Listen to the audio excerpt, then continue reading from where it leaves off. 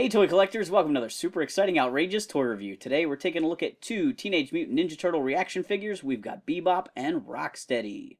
Special thanks to my friend Tony from RetroCon for lending me these guys so we could take a look at them early. These are new reaction style figures, so they're made like the old Kenner Star Wars figures based on the Ninja Turtles. Their packaging features all new character art and some pretty exciting action figures inside. On the back of the package, you can see with the cross-sell art, they're selling all 4 turtles, as well as 4 villains. Rocksteady, Bebop, the Foot Soldier, and Shredder. Even in reaction style, I think that Shredder is a weird-looking figure. Here we've got these 2 figures out of the package, and I'm pretty excited. I think they did a really nice job of creating these bulky characters in the 5 POA format. We're going to start by taking a look at Rocksteady first.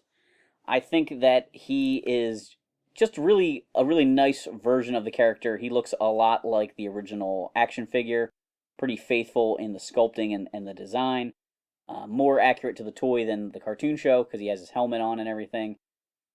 They did a pretty nice amount of paintwork on the figure, although there's one spot that I think is a little funny. I'm not sure if you've noticed it yet, but I think his pants are a little bit goofy in the waist here. Somehow the camo pattern doesn't quite match up, but I don't think it really spoils the figure. Rocksteady has articulation at the head. It kind of swivels around. Because he hunches over it, it more moves side to side than up than around.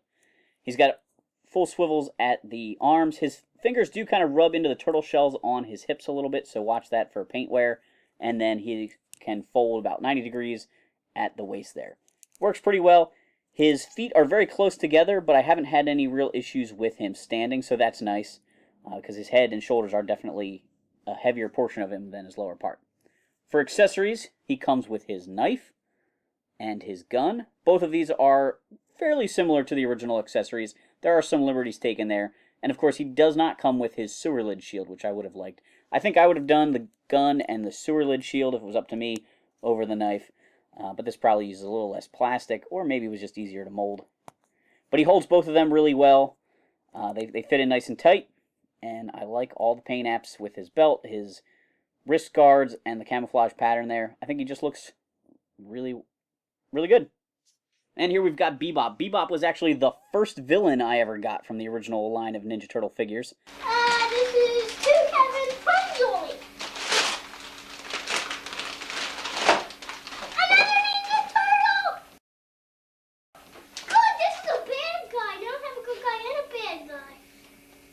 That meets with your approval, Kev? Yeah, mine, Kev. I got a bad guy open. Kev, you open the one. I think this version is pretty cool. He's, I would say, cuter than that original figure. The original figure is pretty disgusting looking with the 90 gross out sculpting. This one still has the warts and things like that, but he just is a little bit friendlier. I love the way the glasses look and his mohawk and everything. He's got his turtle shells on his shoulders, his red vest, the little skull necklace, his chain for a belt. As you move down his legs, he's got the little rags tied around his legs, and even his shoes that are poorly tied. I think he looks really good. Like Rocksteady, he has a kind of small base. His legs come in very tight together, but I haven't had any issues getting him to stand. He has similar articulation with the head that turns side to side. His feels a little tighter. It doesn't want to roll all the way around as much. That might be the sculpting of the ponytail getting in the way. I'm not totally sure. He's got that weird face sculpted in the back of his vest. As a kid, I could never figure out if that was supposed to be a foot soldier. I don't think it is, but it kind of reminds me of them a little bit. His arms go all the way around. His legs can bend about 90 degrees, so he can sit down. And he comes with a similar set of accessories. He has a knife and a gun.